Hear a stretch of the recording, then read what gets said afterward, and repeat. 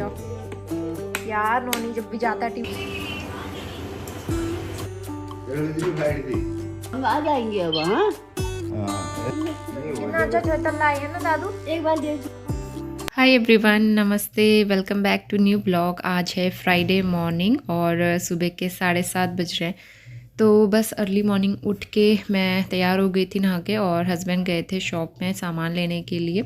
तो जैसे कि सरप्राइज़ मैंने बोला था, नेक्स्ट व्लॉग में आपको देखने को मिलेगा, और व्लॉग का टाइटल आपने देख ही लिया है।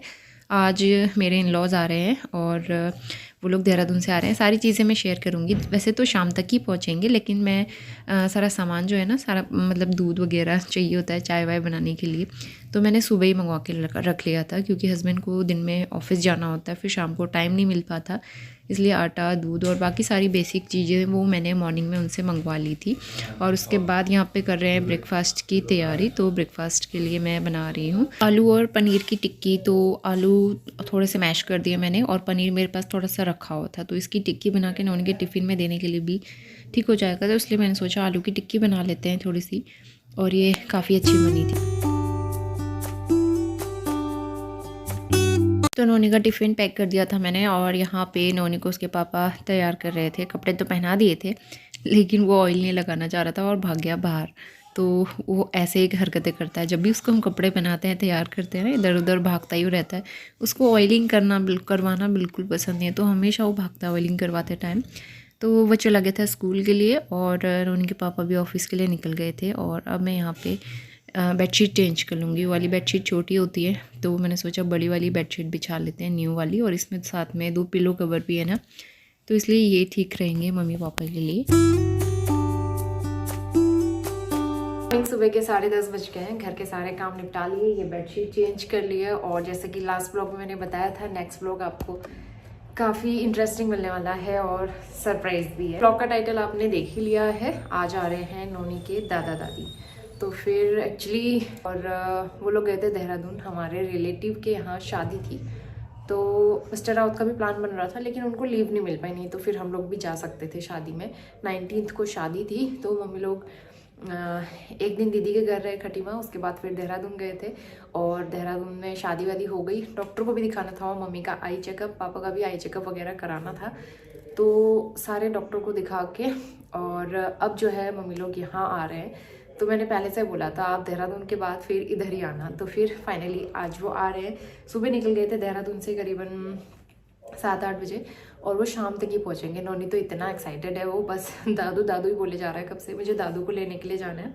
तो मम्मी पापा पहुंचेंगे शाम तक, और फिर जो है अब आपको मेरे ब्लॉग्स में मम्मी पापा देखने को मिलेंगे। पहली बार इस घर में हमारे यहाँ से कोई आ रहा है, तो आई एम सो एक्साइटेड। तो इसलिए मैंने बेडशीट वगैरह चेंज कर दी, क्योंकि वाली बेडशीट ना छोटी होती है, यहाँ से पहुँचती नहीं है, तो छोटी हो रही थी, चेंज कर दिया मैंने। यहाँ पे पिलो वगैरह रखूँगी मैं, और ब्लैंकेट मैंने निकाल दिए ओढ़ने के लिए, धूप में रखे हैं सूखने को, ब्लैंकेट और पिलो, तो सब मैंने धूप में डाले हैं। आज अच्छी धूप आई है, मौसम क्लियर है, तो सारे क्या काम हो गए घर के। हस्बैंड चले गए हैं ऑफिस के लिए, शाम को जब मम्मी पापा आएंगे तो उनको लेने के लिए जाएंगे वो कार लेके। बाकी थोड़ी देर में नौनी को लेने के लिए जाऊंगी, उससे पहले लंच बनाती हूँ। राजमा सोक करके रखे थे मैंने, तो राजमा बॉईल होने के लिए रखे हैं। उस बीच थोड़ी बहुत क्लीनिंग करी मैंने, वो काम हो गया, और अब मैं करती हूँ फटाफट से वीडियो की एडिटिंग। कल मुझे डॉक्टर के पास जाने का टाइम नहीं हो पाया, तो आज मुझे डॉक्टर के पास भी जाना है। ये मेरा काफ़ी बेटर हो गया, इसमें पेन वगैरह कुछ नहीं है अब, और ब्लड भी नहीं आ रहा है। ये सूख रहा है, इसका निशान बना हुआ, सूखा हुआ है, तो इसमें ना क्लॉट बन गया मतलब। तो मुझे एक बार और दिखाना है। कल तक की मेडिसिन है मेरे पास, फिर उसके बाद दोबारा मेडिसिन देंगे तो वो भी लेके आऊँगी। बाकी अभी मुझे उतनी प्रॉब्लम नहीं हो रही है, मतलब 3-4 महीनों में थोड़ा सा रिलीफ मुझे अब जाके फील हो रहा है। तो चलिए ब्लॉग कंटिन्यू करते हैं, और आगे शेयर करूँगी। मम्मी लोग कब आएंगे तो मैं सारी चीज़ें आप लोगों के साथ शेयर करने की कोशिश करूँगी। तो इसके बाद लंच बनाने का टाइम हो गया है, तो यहाँ पे राइस निकाल दूँगी मैं।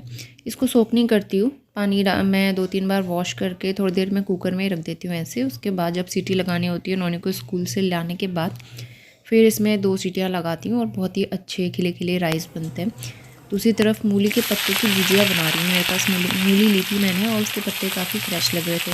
कभी तो बहुत ही बेकार से पत्ते आते हैं, लेकिन आज फ्रेश पत्ते थे, तो इसकी भुजिया काफ़ी अच्छी लगती है।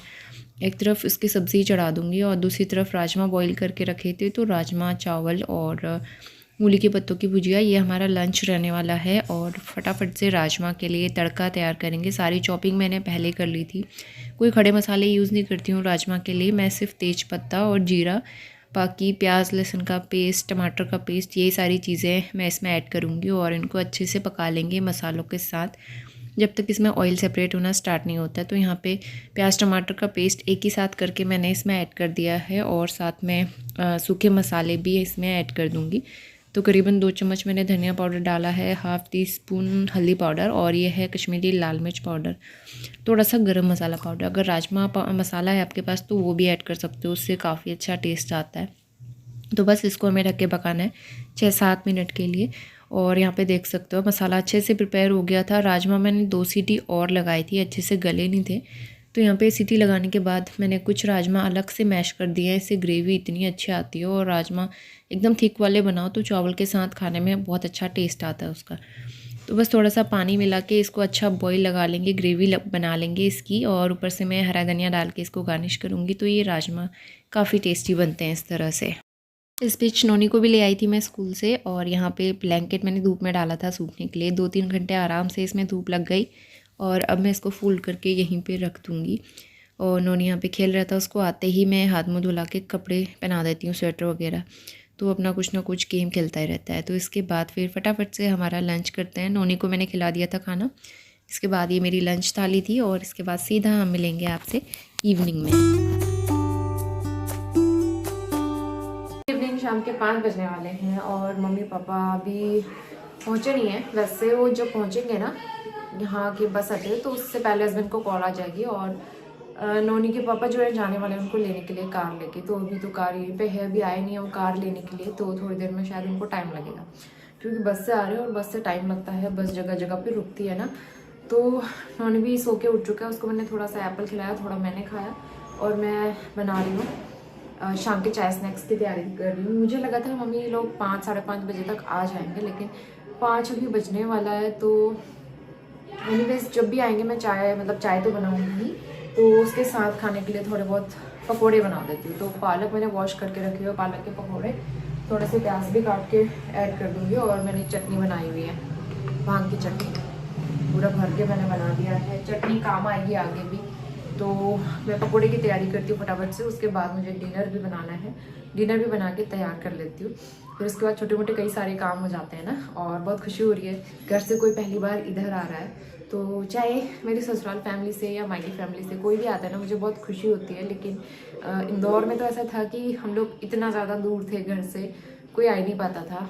अब घर से नज़दीक रहने का फ़ायदा यही होता है कि घर से कोई ना कोई आ सकता है। तो पहली बार नोनी के दादा दादी आ रहे हैं यहाँ पे। अगर हम लोग देहरादून में होते तो देहरादून में तो मम्मी लोग आते ही रहते थे, आपने देखा भी था। तो यहाँ उनका फर्स्ट टाइम है, तो देखते हैं उनको कैसा लगता है ये वाला घर।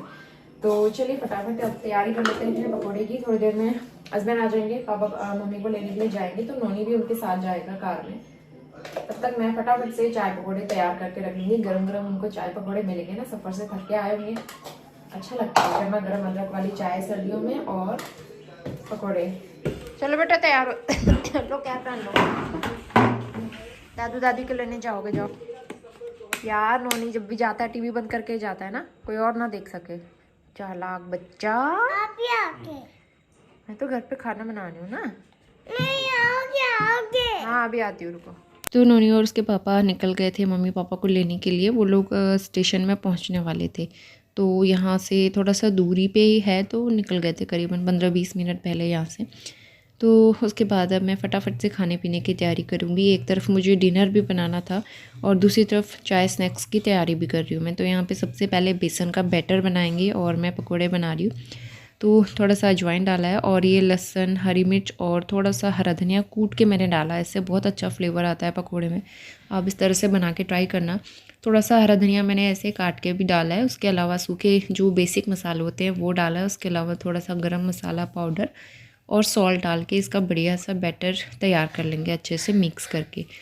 तो मैं आलू प्याज के और साथ में थोड़े से पालक के पत्ते वॉश करके रखे थे, तो उसके पकोड़े बनाऊंगी। और दूसरी तरफ मैं साथ ही डिनर की भी तैयारी कर रही हूँ। तो डिनर के लिए मैं सिंपल सी एग करी बना रही थी। तो यहाँ पे प्याज फाइनली चॉप कर लूँगी और एक तरफ आप देख सकते हो मैंने भांग की चटनी भी बना के रखी हुई थी। तो बस मुझे अब पकौड़ियाँ बनानी थी। तो एक तरफ मैंने ऑयल गर्म होने के लिए रख दिया है और यहाँ पे पकौड़े के लिए बैटर जो बनाया था वो थोड़ा सा थिक हो गया था, उसमें पानी डाला मैंने। सबसे पहले मैं आलू की पकौड़ी फ्राई करके निकालूंगी क्योंकि आलू में बढ़िया सी बेसन की कोटिंग होनी ज़रूरी है, बहुत अच्छे लगते हैं इस तरह से पकौड़े। और उसके बाद फिर प्याज और पालक के पकौड़े मैं ऐसे मिक्स करके एक साथ बना दूँगी फटाफट से। और मम्मी पापा के आने का टाइम भी हो ही रहा था, तो फिर साथ ही मैं दूसरी तरफ चाय भी चढ़ा दूँगी। तो एक तरफ 2-3 काम मेरे होते रहते हैं और दूसरी तरफ मैं एग करी भी बना रही थी, तो वो भी बन रही है। तो यहाँ पे आप देख सकते हो मैंने एक तरफ चाय भी चढ़ा दी है। आलू के पकोड़े फ्राई करने के बाद मैंने पालक के भी पकोड़े बना के तैयार कर लिए थे। वो बनाओ, हाँ मैं बनाऊँ। ठीक है, हाँ, सफ़र में सारा सफर तो ठीक ही रहा। पैर तो ऐसे हो गए, वो 8 बजे से बैठ बहुत टाइम लगा। तो जैसे मेरे पकोड़े बनके तैयार हुए थे वैसे ही मम्मी पापा पहुंच गए थे और चाय भी ठीक टाइम से बन गई थी। तो सबसे पहले उनको मैंने गरम गरम चाय पकोड़े सर्व किए। उन्होंने हाथ मुँह धो के चाय पकोड़े खाए और उन्होंने ना रास्ते में लंच भी नहीं किया था अच्छे से। वो जगह जगह खाते भी नहीं होटल में इस तरह से खाना, तो फ्रूट्स वगैरह हल्के फुल्के स्नैक्स यही सब लिया था, खाना नहीं खाया था। तो फिर चाय पकोड़े अच्छा सा स्नैक्स हो गया था। हम सब ने मिल के यहाँ पे चाय स्नैक्स खाए। हस्बैंड थोड़ी देर में फिर वापस ऑफिस चले गए थे, उनको कुछ काम था, उसके बाद फिर वो शाम को ही आएंगे।